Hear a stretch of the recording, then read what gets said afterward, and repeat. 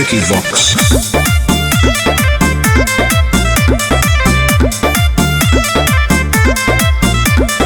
होली खेले अहे छौरी अहिर के खटाल में रंगावा लगाई देबो गोर दुनो गाल में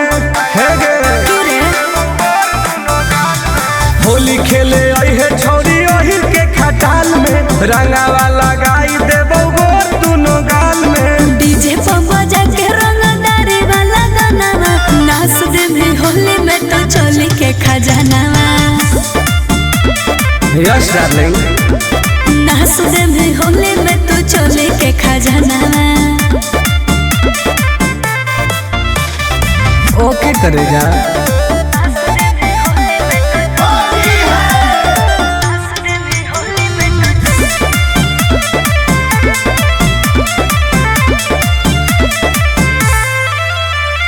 जे मैं करबहु मनाओ में डाल दे में जबरे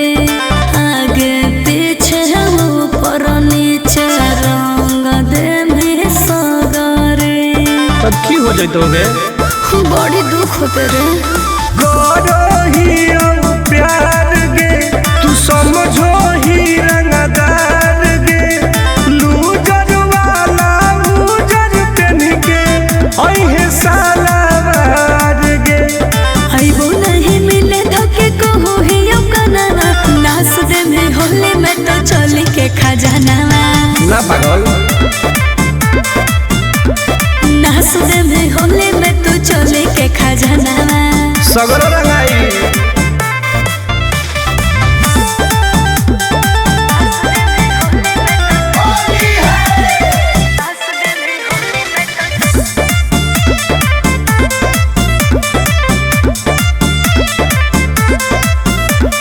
देखे में सहरे फुबा के होखे बहदा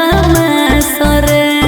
हाँ कौन बिसरा सटुन टुन आनंद पहरा का सरे आगे तोरा बिना फीका रहो तो फागुन के महीना गे ओइनी नहीं मिले मुश्किल हो तो हमर जीना गे लागो हो डर तोरा जानो ही मना नाच दे भी होली में तो चोली के खजाना हर फायदा करिए नाच दे भी होली में तो चोली के खजाना रंगवा ले सही रही ठीक हो अब यो हिम्मत करके